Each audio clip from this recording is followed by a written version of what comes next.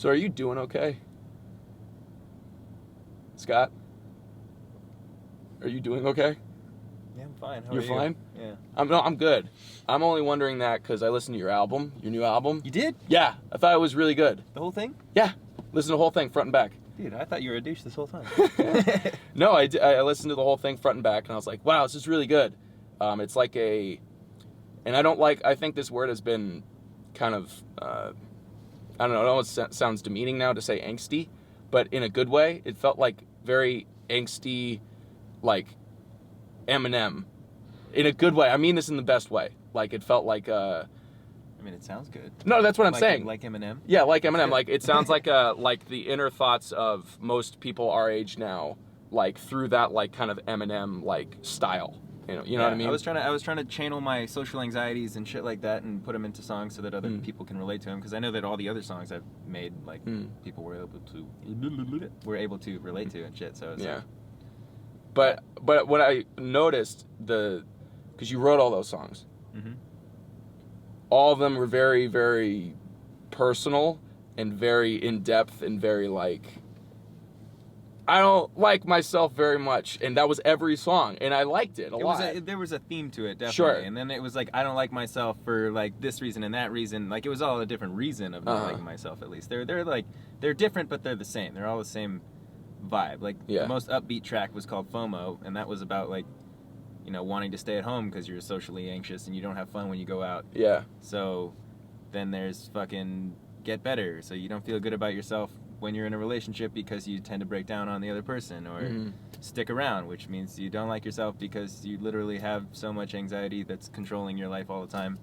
that, I don't know, they're all just like different reasons why you don't like yourself, basically, right? So it was just all the parts of your brain in a song, in an album. Because that's what it's like, this part of my brain, this part of my brain, this part of my brain, all put together in one big brain. Yeah.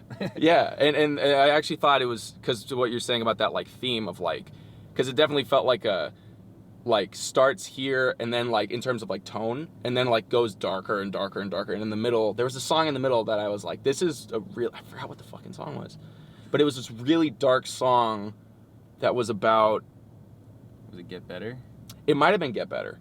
But it was something that I was like, this is really dark. And then it gets... Or was it Lullaby? It might have been Lullaby. That was the one that starts with the lullaby. Like, it sounds like a lullaby in the beginning.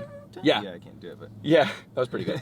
But it started like that, and then so that happens, and then the rest of the album goes up, and it ends really optimistically with Mr. Glassman, which I think is a really optimistic song. And... so that like theme of like, it almost felt like a movie, where in a movie it starts like the characters are like fine, and then they get like, they have some bad shit happen to them, and it becomes fine in the end, usually with most movies. And you're kind of like a movie critic, so that's, it's cool to hear that you like noticed the theme of the album. Like, how genuine is that album to you in terms of the raw like feeling of it? It's pretty 100%. I'd say like maybe at 85 or 90, I guess, more than 100, because there's, I have co-writers and producers that like help me write things or like channel my thoughts into a song. So like Fitz helped me write the Lullaby, like the second half of that is a lot of his words, but it's after channeling like what I said or whatever. Like we work together on those things, so they're not all me. And it's also like, that song is about like being in a relationship only because you're comfortable with that person, not because you're actually in love or whatever. And that's not the case with me. Like, I'm in love and I'm in my relationship, but it was just an idea that we came with for that song. It's all real feelings and things that I felt at some point in my life, but it's not like, oh, this is what I'm feeling right now. Yeah, it felt like a little kid crying on like a carnival ride, because it was so upbeat, but the lyrics are so not, and just so dark and kind of depressing.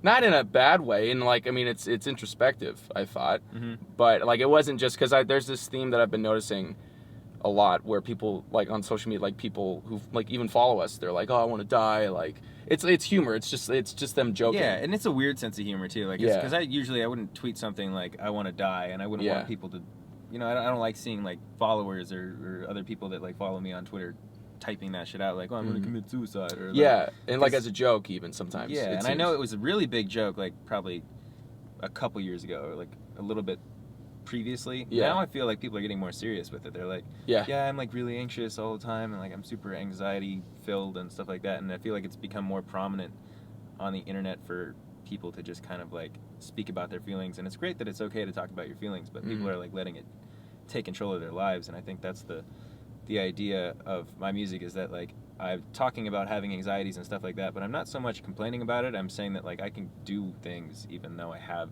anxieties. Yeah.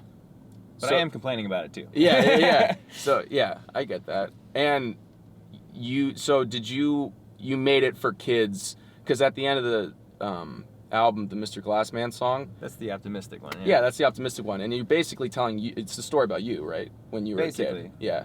And so did you? So you made the album for people who were kids like you, because I feel like a lot of your fans really identify with you because they can see their own like angst. And once again, I think so too, because yeah. I'm definitely not that funny.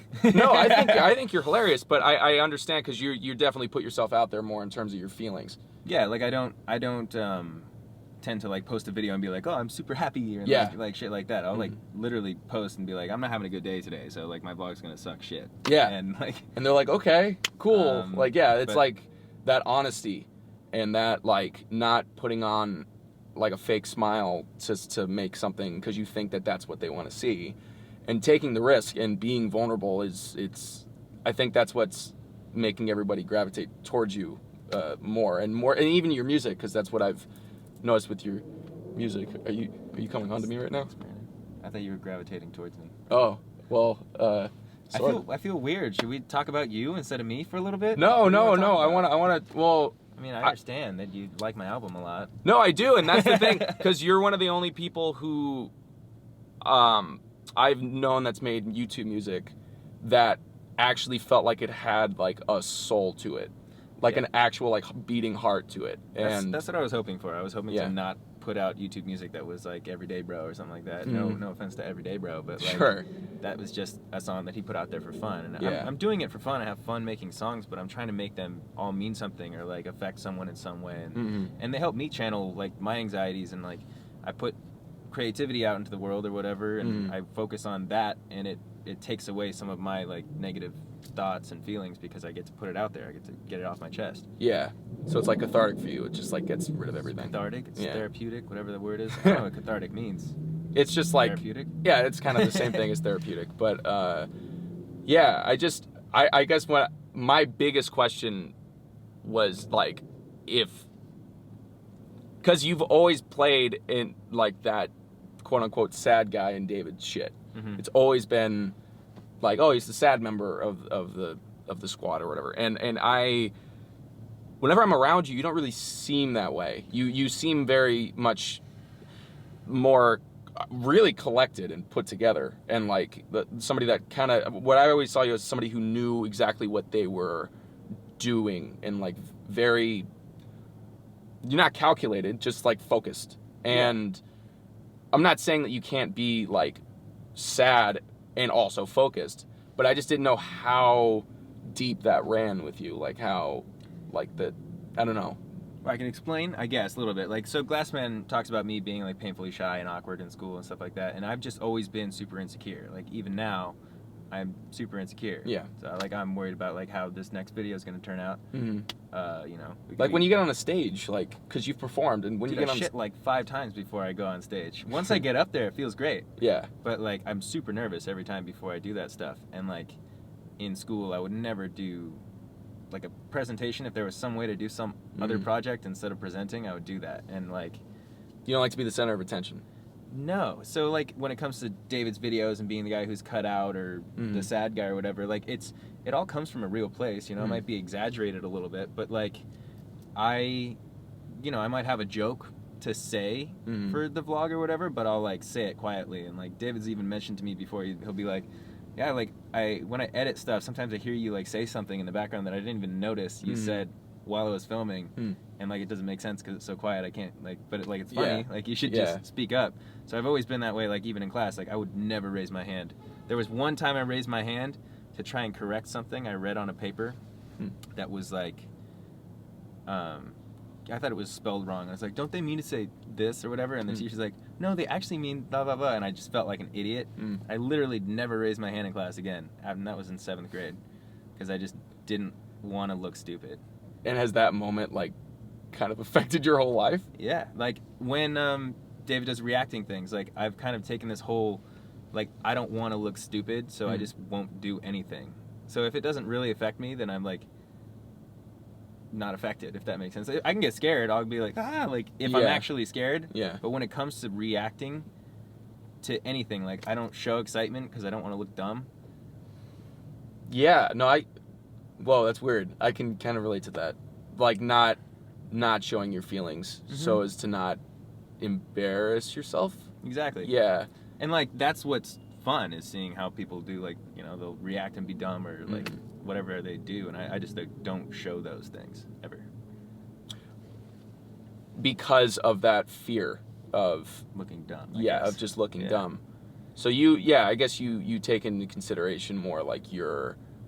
I really think before I do. Like, I very, like... Yeah, that's... Like, I overthink everything. So then, like, when I want to react to something or, like, when I have a feeling about something, I don't know how to anymore. Because I'm, like, just kind of surpassed that reaction. Like, Kristen will show me something and be like, oh, my God, it's so cute. I'll be like, oh, yeah, nice, cool. Like, I'll think it's cute. Yeah, I'll be like, yeah, that's cute. But, like, I can't, like, freak out over a puppy. And I don't think most people would either. But, but, like... That's a bad example, I guess. But I guess that's just being a guy. Like, that's just being a guy. But, like, you know what I'm saying? Yeah. Like, for heightened levels of those things. You know, Heath could buy a new Ferrari, and I'd be like, dude, that's a nice car. Like, but then, like, nothing else. Yeah. And he's like, oh, my God. Wait, David's never, like, surprised you with a car, has he? No. And if he did, what would you just be like, thanks? I would literally say, thanks, Dave. Like, and that's it. I mean, I would try for him, but... yeah. Just like, can you fucking give me something? Yeah. And then you just like, I mean, it's just a car. I mean, thank you. It's nice. Yeah. I mean, even getting Christmas presents growing up, like, I would be like, I would feel bad because I wouldn't know how to react to the present. Like, I'd be like, oh, thank you. I really appreciate this sweater, Grandma. Or like, you know, oh my God, a new bicycle, Dad. This is awesome. Like, I was never like that. Yeah. You just, but you still feel that inside. Like, you don't, it's not like you see you got a bicycle on Christmas and you don't feel excited. You still feel it, you just don't want to show it, right? Or do you just not feel that excitement? No, I mean, I feel excitement, just I feel like it's kind of like it should be here and sometimes it's here. Yeah. And my reaction is even lower, if that makes sense. Yeah. So the standard's there and then what you actually feel is worse. Yeah. Huh. And has that gotten better? It hasn't gotten better as you've gotten older. No, I think that's just me. That's just... I think it's gotten worse as I've gotten older because I like just don't see anything as being like worth being excited about. Whoa. Which is... sounds bad, but... It sounds bad, but I mean, it's just like I have a very realistic view of things. I'm just like, oh, that's good. I think most people would admit... Well, I think most people feel that way, too. Like, not really being super stoked for something. Like, like a party, right? Yeah. Like, you go to a party, I've kind of been the same, like, listening to the songs, like, I can kind of relate to that, because I go to parties and I don't feel... I'm like, what is everybody doing here? This doesn't feel like... What's the point? Like, every time I go out, it's like, what?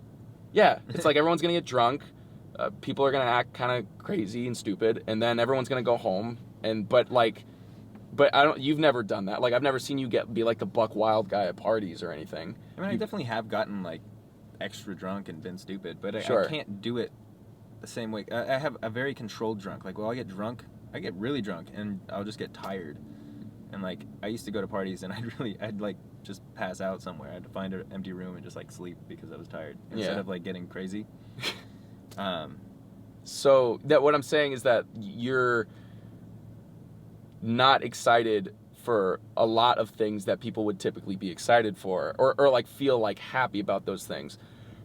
But I think most people feel that way and kind of exaggerate it. I think so too. I think a lot of people are just kind of like fake in a way, if that makes sense. Yeah. And then not always. Like sometimes, I mean, I know I have friends that get really excited to go party, and like I try to get excited too, and I mean I do. Let's make it like 3 guys. One guy doesn't want to go to the party. The other 2 guys are like, well, what the hell's wrong with him? Like he must be like depressed. When in reality, you're really depressed. You just are more realistic and more. I guess you're just more cautious, too. I guess in a way, and also it's like it goes in waves too. Because sometimes I want to go out, and sometimes they don't want to go out. You know, it depends on what's going on in their lives or in my life. You know, like if I'm busy and I don't want to fucking go party at night because I have something to do in the morning, you know, it makes sense. And sometimes I feel like it's just an obligation. Like I need to hang out with my friends, and if that's what they're doing, then I want to go do that with them. Yeah. But. Well, I mean, it's hard because I want to like be like, well, you should get excited for these things. Like you should get excited to go to like Disneyland. You should get excited when like you see a puppy. Disneyland. I don't either. I mean, I enjoy it when somebody who I'm with is enjoying it. Like that, it's almost like a. I definitely, that's something, not just Disneyland, but like everything. You know, like even sex. It's like, I could care less, but if the other person seems to be enjoying it, then you're like good. Stoked about it. Yeah, but that's like every other thing, though. It's like if I can't get excited about something, I will live vicariously through the other person's excitement. Yeah. Yeah. Okay. Well, you haven't like. This is weird now. You haven't like gone to. I don't want to say gone to therapy because I mean I don't think you need it. I mean I don't. I have a very like control of my thoughts, and I'm good right now. I went to therapy when I was like 19, 20. I went through a few. I can't speak. A few sessions. I went to therapy, and it was really difficult. Like I had to drive there. I didn't feel comfortable driving there. I got like claustrophobic and anxious as soon as I was in the office.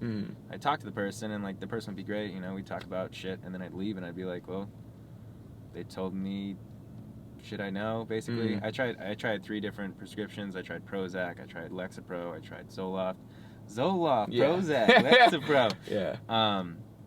And then I stopped. And I think it came with like age and finding different ways of controlling my anxieties. And what are those now? Like, what are those ways? I used to pass out when I had panic attacks. So like I would like almost convulse, and I had like these like basically like DMT sort of releases when I passed out, where I would just see my life flashing before my eyes, and I could see like I was like watching myself. And it was really, really nerve-wracking. And one of the times I was like in my calculus class, and I was like, shit, I don't have water. I'm starting to freak out because I felt trapped in the class. I couldn't leave. And I just started passing out and like flopping on the floor a little bit. It wasn't a seizure though. It was just like a weird convulsion of me trying to get air. And then, you know, I found out it's something that happens when my body's worn out. I have like vasovagal syndrome in my stomach, which makes you like pass out if you're like super nervous. Whoa. I guess. Okay. But I didn't have water, so now everywhere I go, I have a water bottle with me, so that I can, if I need water, I can drink it. The other thing is like, I don't ever want that to happen when I'm in a car, so I always have a water with me in a car. And you brought a water with you. Shit. I did bring a water with me. Oh my god. And also, if I'm ever feeling not great in a car, like obviously I'll pull over, but if I'm like just driving generally on a freeway or something, I'll be in the right hand lane, so I can get off if I need to. Like if there's traffic and shit, I get really claustrophobic in traffic. I don't like making left turns, so I'll go around instead of making a left turn into something. It's because of that. So water has helped with some anxiety in a way. Yeah, you know all those jokes on Twitter about people saying like, you know, make sure you drink a lot of water. Like, I'm always like, well, that's me. Yeah, it's really true for you. And so that helps. And would you, like with all the things that you see like online, like all the characteristics of what a depressed person would be and act like, would you consider yourself that? Would you consider yourself kind of more of a depressive? I mean, I don't think I'm depressed. I think I get sad sometimes, more often than others. I think I'm a little more sensitive than some people. Kind of a pussy. I'm like just an insecure person, so, you know, as much as I'd like to say I don't care what other people think about me, like, I'm one of those people that probably cares more than other people. Like, empathetic, I guess. Because you're so empathetic that you easily get affected by, like, things that happen to others, right? Yeah. Like, if something happens, you'll feel it more, wouldn't you? It depends. That person has to be close to me. Like, I can drive by a car accident and be like, that person has no relation to me, and not worry about it. And you wouldn't really care as much. not as much. I mean, Yeah. if my mom got in a car accident, I'd be fucking Sure. devastated, Yeah. obviously. Yeah. But if I'm disconnected from a person, then I don't really care. Like, I know you. If you got in a car accident, I'd be like, oh shit, that fucking sucks. You can be honest. You would be like, fuck yeah. Thank fucking God. That's the, our usual bickering and banter. I would be like that. But no, I mean, I would care because I know you. Yeah. But, like, if it was, like, some guy named, like, John, who you've never met, who works at, like, Arby's, you would just be like, eh. I'd be like, oh shit, that sucks. But Yeah, that's part of life. People get into car accidents. Yeah. That's part of life. People get into car accidents. It is. No, it is. Fucking... It's just like that's like a funny like line. And it's just part of life, man. Like people get into car accidents sometimes. Well, okay. Well, are you gonna keep doing music? Definitely. I think I might have run out of parts of my brain to make songs about, but yeah, I can always write about other things. Yeah. I wrote a song for Halloween, David's Haunted House, and I wrote a verse for Zane, and maybe if I can't write songs for myself anymore, I'll write for other people. You gonna be a ghostwriter? Really?